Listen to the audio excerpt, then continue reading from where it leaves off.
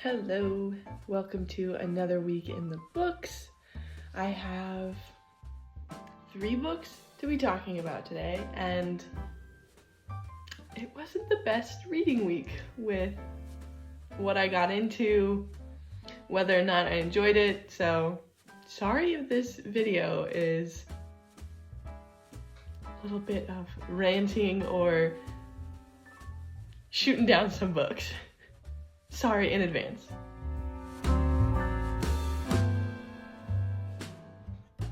First up is The Adventures of Tom Sawyer, which I read as part of my classics project. I think I've mentioned that before on here, but essentially I'm working my way through a long list of classics because I'm reviewing them and scoring them because I get so annoyed when people tell me that I should be reading a book because it's a classic. No. Tell me you love the characters, tell me the writing was great, tell me the plot was intriguing. Tell me why I need to be reading this other than this one arbitrary thing. So anyway, that's why I couldn't put this one down. I had to get through it. Otherwise I would have just been like, oh, this isn't for me. This is middle grade. So for that age demographic, I guess I haven't really talked to any adults about like, are you enjoying this book in your adulthood? I think it was a miss for me, partly because I would have liked it better probably in elementary school when I could relate more or not find Tom to be so annoying, because he was annoying. But middle grade story, adventure-y, but also slice of life a little bit, just like small town in Missouri, historical, little anecdotes from the scoundrel who is Tom Sawyer. I think that this could be, in some ways, compared to Anne of Green Gables, that Tom Sawyer is maybe just the boyish version of Anne Shirley, except that I think that Anne Shirley is actually delightful despite the sort of mischief and scrapes she gets into. Tom Sawyer is just rude and has no self-control and thoughts about like, oh, how is this going to affect the people who love me? Do I actually care about what is gonna happen to Aunt Polly if I do this thing, or how she's gonna feel? And she's bringing me up and doing her best, and me, I'm just running all over that. And you know, maybe that's the difference between little boys and little girls, is that the mischief they get up to is different and how they respond is different, but I didn't really care for it. Didn't really care for Tom. So in this story, as I mentioned already, it's like little anecdotes of Tom's foolishness, things with his other little peers and the other boys he runs around with his friends. You meet Huck Finn in this one, and we know that Huckleberry Finn gets his own adventure story next. And maybe that all seems a little bland, of just like, oh, this is just kind of like schoolboy days, the little, oh, he did this thing, great. But what kind of is threaded throughout is some tension and maybe a little bit of a plot with character Injun Joe, who is portrayed as like a criminal because he does some criminal stuff. There's a murder involved that Tom and Huck witness, and that thread doesn't resolve itself until the end. And so yeah, you've got these little adventures of Tom, like everyday things or stuff happening at school, but then also bigger things happening with this murder case, and Injun Joe being this intimidating, scary figure in the world of Tom and Huck and really everyone in the town. But I just didn't enjoy it. The writing was fine, I guess. I just really think that if I had read this in elementary school, that I would have liked it a lot more. And so I just think that it doesn't age well with like me as a person aging, because I think any elementary school kid, when it was published to now, you know, they could enjoy it, but it's a bit too childish, and the child we're hanging out with is too annoying for me. So this one was a miss. And then even more of a mess for me is a book called Angela's Ashes, which again, I read for my classics project. Otherwise, I wouldn't have read it at all. I did not enjoy the writing style, the voice of this piece, and I didn't enjoy how just disgusting it was, because this book is a memoir. So I understand that like you can't change real life events. And Frank McCourt is writing about his childhood, first in New York City. He's born in a tenement there to Irish parents, but then financial hardship sends them back to Ireland actually to try and make a living there, get help from Angela, McCourt's mother, to get help from Angela's family. But there's just never really a time when it seems that Frank and his family catch a break, and I understand that that is how things go sometimes. And so over the course of all of his boyhood and growing up, that is what we're focused on so much, is like their poverty and his dad's alcoholism.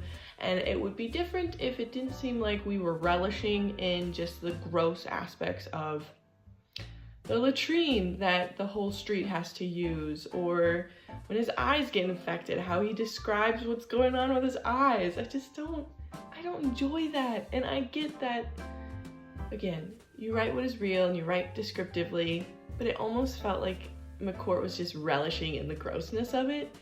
And now that I'm through it and I was reading some context for the story and why was it so highly acclaimed, I also saw some stuff where his brothers were refuting the facts, where they're like, this is not what our childhood was like we were not that destitute, or that was not the conditions in which we lived. And so is this story accurate? I don't know. Lots of people seem to enjoy it because it is a glimpse of this boyhood, Irish boyhood in particular, through the Depression, through World War II, dealing with the intricacies and dynamics of family, because you primarily spend the most time with his family, which makes sense, that's childhood. And his dad, as I mentioned, is an alcoholic, which got a little repetitive in how it was written about and relayed to the reader, because there were a lot of same cycles that we were treading again and again, which I get is like part of the issue of addiction. Cycles are hard to break and the family has to deal with them. But for an engaging story, it should have been edited differently. It could have been more precise. Maybe we only need a couple glimpses and anecdotes of his father behaving in a certain way, or how his mother responds, to know like, okay, this is what's going on, this is their reality. Or there were a couple other family members, like an aunt and the grandmother, that I was like, I don't need to see them behaving this way again and again and again to get the picture about like, this is your relationship with these people, this is what it was like growing up for you. And so overall, it was just not well executed to me. It was not good wordsmithing. It is written like a child maybe would relay things, which I get can appeal to people because he's writing about being a boy, but it just didn't come across well. The style or the voice being so elementary and just so icky. It was not a good time for me. Last up is a book titled Saint of the Narrow Street, which came out earlier this year. It was published in February. And it is a thriller-ish book, historical, because the story starts in 1986 and then moves through 2 decades of these characters' lives. And it's very character-driven and character-focused. I think it is like if you listen to the song Goodbye Earl by the Chicks, and then you're like, okay, I want to make a serious plot out of this song. And that's this book. A big difference though, or I should say a key difference, is that in the song, the 2 women characters plot, purposely murder, taking out Earl, versus in this story, the murder that happens right away at the beginning is accidental and comes about from like a domestic abuse situation. There's an altercation, someone is defending themselves, and things get out of hand. And then they rush to cover it up. That's Risa, who is the wife of Sav, the guy who was killed, Julia, who is Risa's sister, and then Chooch, who is Sav's best friend. And they get him involved after this altercation has taken place because they're like, I don't know what to do. We need to find a solution.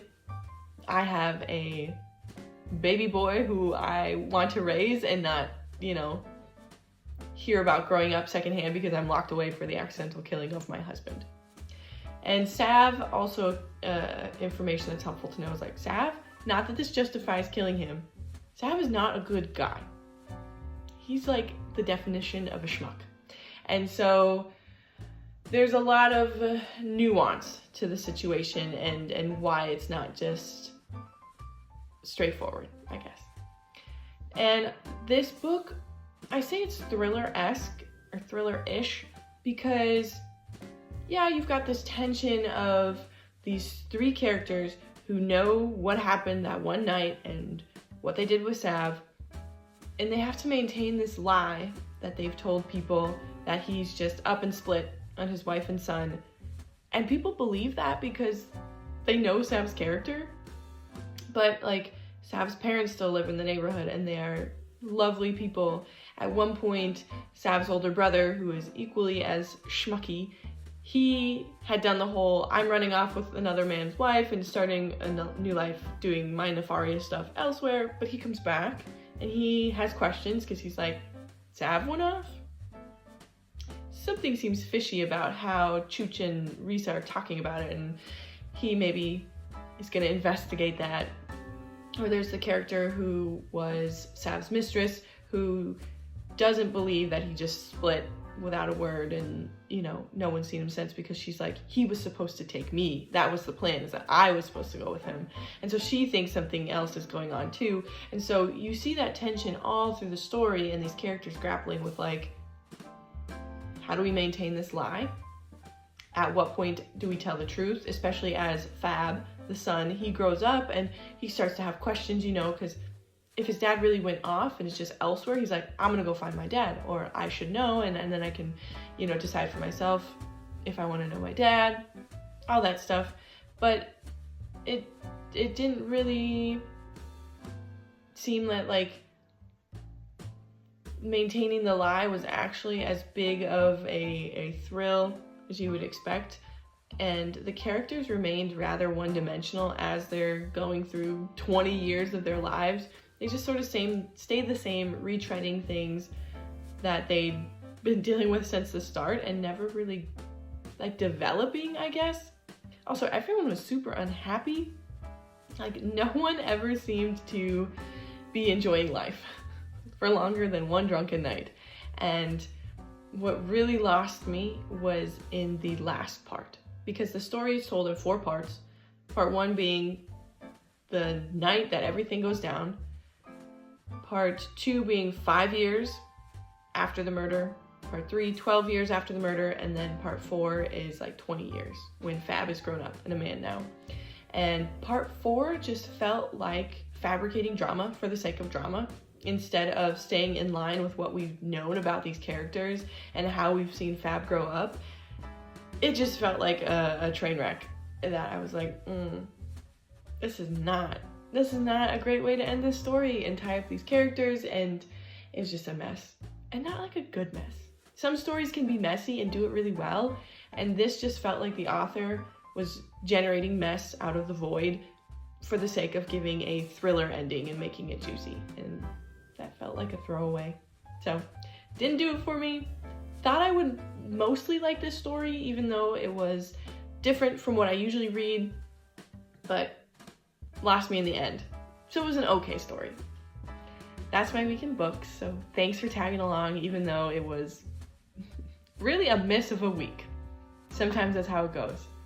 But before I let you go, I wanted to let you know that there is another book review thing that I'm doing in my life. It's a project that I started with my friend who has been my book discussion buddy for nearly 10 years. And we are co-hosting a podcast on Spotify called The Nemesis Files.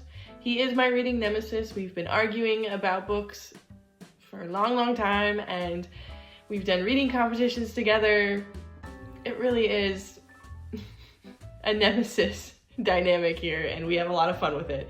And we would be delighted if you would give us a listen. Again, that's on Spotify, and episodes come out every Monday. So tune in for that if you want a deeper dive into some of the books that you've seen me read on here, new ones that we're going to be reading together.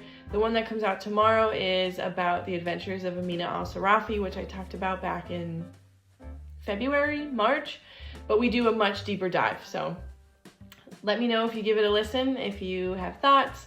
But as always, thank you for being here. Thanks for supporting what I do, and I will catch you next week.